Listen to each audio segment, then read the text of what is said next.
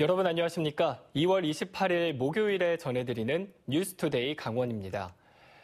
제2차 북미 정상회담을 계기로 대북 제재가 완화될 것이라는 예측이 나오면서 남북 경협 사업에 대한 기대감이 높아지는 가운데 금강산 관광의 경제 효과는 3, 4조 원에 이른다는 전망이 나왔습니다. 민간 연구기관인 IBK 경제연구소는 남북 경협의 경제 효과가 앞으로 20년 동안 379조 4천억 원에 달할 것이라고 전망하고 이 중 DMZ 생태관광 협력 사업을 7조 원, 금강산 국제관광 벨트를 3조 3천억 원으로 분석했습니다. 또 국책연구기관인 대외경제정책연구원도 앞으로 30년 동안 남북 경협에 따른 경제 효과를 169조 원으로 추산하고 금강산 관광을 4조 1,200억 원, 남북 철도 도로 연결은 1조 6천억 원으로 꼽았습니다. 정의당 강원도당은 성명을 내고 베트남 하노이 제2차 북미 정상회담에서 미국이 남북 경협에 대한 제재 해제의 가능성을 북측에 보여주고 이를 완전한 비핵화의 지렛대로 삼아줘야 할 것이라고 밝혔습니다. 특히 제재 완화에 합의할 경우 금강산 관광 재개가 가장 빨리 이루어질 것으로 기대되며 강원도가 평화의 중심지로 도약할 것이며 강원도는 이런 변화의 시대를 하루빨리 준비해야 할 것이라고 덧붙였습니다. 일제시대 일본인에 의해 반출된 지광국사탑이 고향인 원주로 다시 돌아옵니다. 보존 처리 작업이 마무리되면 제자리로 옮긴다는 계획인데요. 정확한 복원 위치에 대해서는 고민이 이어지고 있습니다. 조성식 기자입니다. 국보 제101호로 지정된 법천사 지광국사탑이 본래 자리인 원주로 돌아옵니다.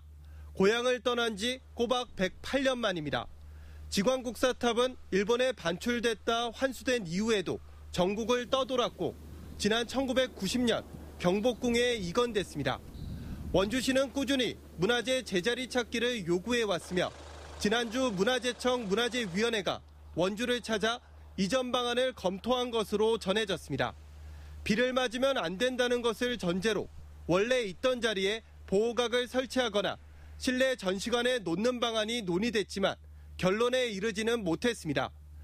지광국사탑의 원주 환수가 본격화되면서 올해 초 설계 예정인 법천사 유물전시관 건립도 이에 맞춰 추진될 전망입니다. 만약에 그게 실내 전시관으로 들어가서 보존하는 게 타당하다라는 결론이 나면은 거기에 맞게 이제 설계를 진행할 것입니다. 그래서 지금 저희가 구상하고 있는 전시관 규모하고 소폭 차이는 있을 수 있습니다. 문화재청은 오는 4월 위원회를 다시 개최해 원주 이전 여부를 확정할 계획이며 원주시는 실내외 모두 감안한 보존 계획을 세워 제출할 방침입니다. 2016년 시작된 지광국사탑 복원 작업은 올해 마무리되며 내년에는 기록화 사업이 진행될 예정입니다. MBC 뉴스 조성식입니다. 도내에는 이 소방차 진입이 아예 불가능하거나 어려운 곳들이 많은데요. 이런 화재 취약 구역의 화재 위험을 없애기 위해 소방관들이 직접 나서고 있습니다. 김상훈 기자가 취재했습니다. 춘천의 옛 건물이 아직 많이 남아있는 효자동의 한 골목. 폭이 1m 남짓한 이 굽은 골목길은 승용차도 지나기가 어렵습니다. 불이 나도 마찬가지. 소방차 진입이 어렵습니다. 이처럼 좁은 골목길 때문에 소방차 진입이 불가능한 곳은 도내에 8곳, 춘천과 원주에 각각 3곳, 그리고 삼척과 횡성에 각 1곳씩. 이 골목길을 모두 이으면 3,000m에 달합니다. 특히 이런 소방 사각지대에는 독거 노인처럼 화재 취약계층이 주로 살고 있어 불이 나면 인명피해 위험이 큽니다. 강원도 소방본부가 소방차 진입 사각지대를 없애기 위해 직접 나섰습니다. 소방관들이 가가호호 방문해 소화기와 화재 경보기를 보급하며 예방에 나선 겁니다. 처음에는 이걸 누르지 말고. 그렇죠. 맨 처음엔 누르고 싶어도 못 눌러요. 왜냐하면 이 안전핀이 가로막혀 있기 때문에. 어르신들이 쉽게 사용할 수 있도록 사용법도 자세하게 알려줍니다. 도움이 많이 되죠. 그래 이렇게 좋게 해주는데 내가 더 늙어서 아무것도 모르면 소리가 나면 나도 정신 차릴 거 아니에요. 화재 초기에 소방차 한 대와 맞먹는 진압 능력이 있는 소화기는 잘만 활용하면 큰 피해를 막을 수 있습니다. 경보기는 사람보다 먼저 화재를 감지할 수 있어가지고 사람한테 화재가 났다는 사실을 알려줄 수가 있는 거죠. 그래서 그 옆에 있는 수화기로 제압할 수가 있고, 또 도내 화재 취약지 480여 곳에 설치된 비상 소화 장치함을 모두 개방하고 매달 교육을 진행하고 있습니다. 소방차가 진입하기 어려운 골목에 마련된 이 비상 소화 장치는 누구나 사용이 가능합니다. 높은 건물들에 가려 소화기 하나 마련하기 어려웠던 골목길 가구들이 소방관들의 지원으로 화재 사각지대에서 조금씩 벗어나고 있습니다. MBC 뉴스 김상훈입니다. 발전소가 있는 지역에는 정부가 지원하는 사업비가 있는데요. 이걸 제때 쓰지 못한 지자체들이 돈을 반납해야 할 그런 처지에 놓였습니다. 피해 보상 취지의 돈을 환수하는 건 부당하다고 항변을 하고는 있지만 정부의 입장은 아직 완강한 상태입니다. 유인호 기자가 보도합니다. 산업통상자원부로부터 전력기금을 넘겨받아 관리하는 전력기반센터는 지자체와 발전회사 17곳에 발전소 주변 지역 지원사업비 14억 7천만 원을 3월 31일까지 반납하라고 통보했습니다. 지난 2014년까지 지원한 사업비 가운데 오랫동안 사용하지 않고 보관하고 있는 금액입니다. 지자체 중에 1억 원이 넘는 곳이 4곳이고 동해시가 3억 6천만 원으로 가장 많습니다. 산업통상자원부는 국회에서 사업비 관리가 허술하다는 지적이 잇따라 1년의 유예기간을 준 뒤 환수에 나섰다고 밝혔습니다. 이 사업비로 천곡동에 복지회관을 지으려고 했던 동해시는 발등에 불이 떨어진 상황입니다.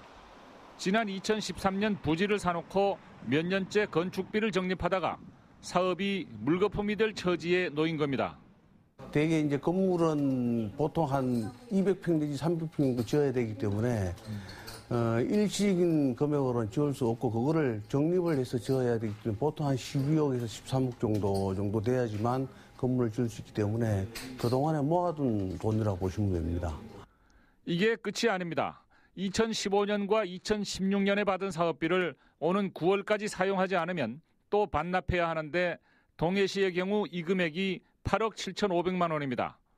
반납이 현실화하면 계획한 사업에 차질을 피할 수 없게 됩니다. 동해시는 일반 예산과 달리 발전소 주변에 피해 보상 취지로 지원했던 사업비를 도로 가져가는 건 부당하다며 이의를 제기해놓고 결과를 기다리고 있습니다. MBC 뉴스 유인호입니다.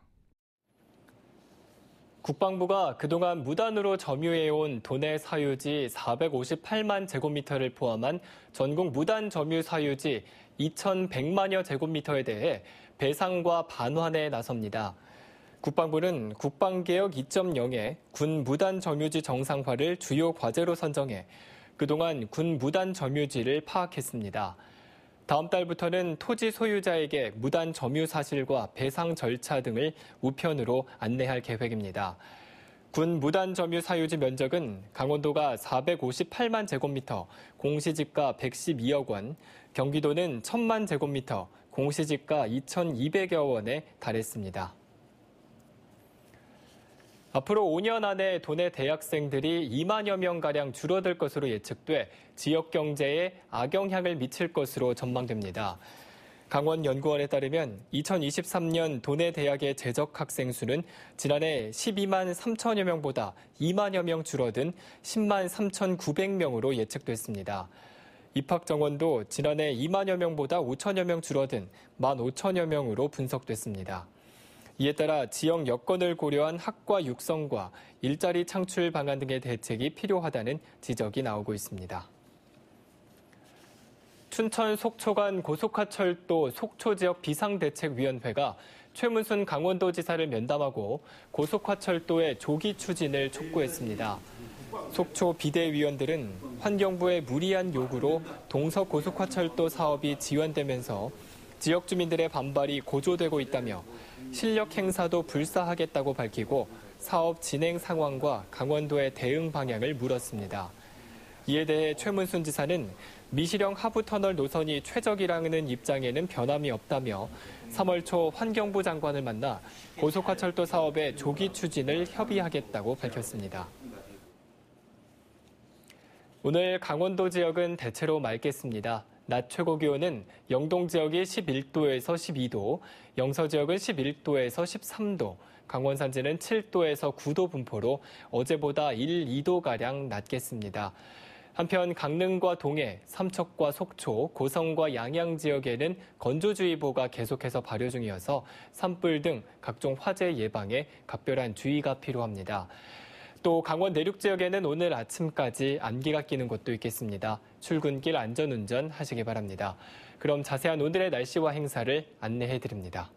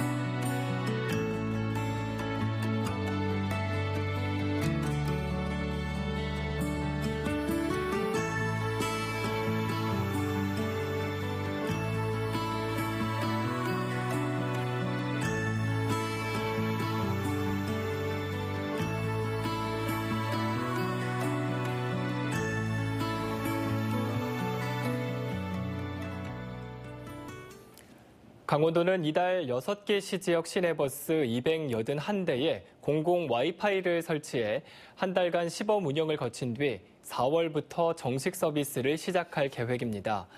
또 7월에는 시내버스 108대에 확대 설치할 예정입니다. 이에 따라 앞서 버스 공공 와이파이를 설치한 강릉시를 포함해 강원도 7개 시지역의 시내버스에 공공 와이파이가 설치됐습니다. 시내버스에서 공공 와이파이를 이용할 경우 가입 통신사에 관계없이 휴대폰에서 와이파이 목록을 검색해 퍼블릭 와이파이 버스를 선택하면 별도 인증 절차 없이도 무료로 사용할 수 있습니다. 강원도교육청은 올해 공립유치원 교사 27명을 새로 채용합니다. 1차 임용시험은 6월 1일이고 원서 접수는 4월 29일부터 5월 3일까지 도교육청 온라인 채용 시스템에서 가능합니다.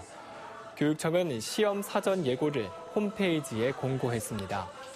또 올 하반기 시행 예정인 2020학년도 유치원 교사 임용시험의 출제 범위는 2019년 임용시험과 동일하다고 덧붙였습니다. 동해시는 부평동에 있는 월드비전 동해 종합사회복지관에 남부 공동 육아 나눔터를 조성해 다음 달 문을 열 계획이라고 밝혔습니다. 이 시설이 개장하면 동해시의 공동 육아 나눔터는 모두 4곳으로 늘어나게 됩니다. 동해시는 이와 함께 이미 운영 중인 건강가정지원센터 공동 육아 나눔터의 장난감 도서관을 정비해 지난 11일부터 운영하고 있다고 밝혔습니다. 3.1운동 100주년을 기념해 춘천여고 학생들이 학교 현관 앞에 평화의 소녀상을 세웠습니다. 춘천여고 학생자치회는 어제 학교 현관 앞에서 평화의 소녀상 제막식을 가졌습니다. 이 소녀상은 학생들이 지난해 9월부터 학생 바자회 수익금 등을 모아 자발적으로 건립했습니다. 춘천여고 소녀상은 도내에서 5번째로 세워졌습니다. 당초 오늘로 예정됐던 원주중앙시장 화재 피해 상인들의 임시점포 운영이 다음 달로 미뤄졌습니다. 피해 상인 대책위원회는 개점 예정인 임시점포에 일부 설비가 갖춰지지 않은 데다 원주시에 요청했던 사항들이 받아들여지지 않아 개점이 일주일가량 미뤄졌다고 밝혔습니다. 원주시는 상인회 측에서 먼저 개점 연기를 요청했다며 다음 달 8일에는 임시점포를 열 수 있을 것이라고 설명했습니다. 주문진항과 옥계항 개발 사업 예산이 신속하게 집행될 예정입니다. 강원도 환동해 본부는 주문진항 확장 등 2개 항만, 3개 사업장의 항만 개발 사업 예산 242억 원 가운데 그 절반을 3월에 선급금으로 지급할 계획입니다.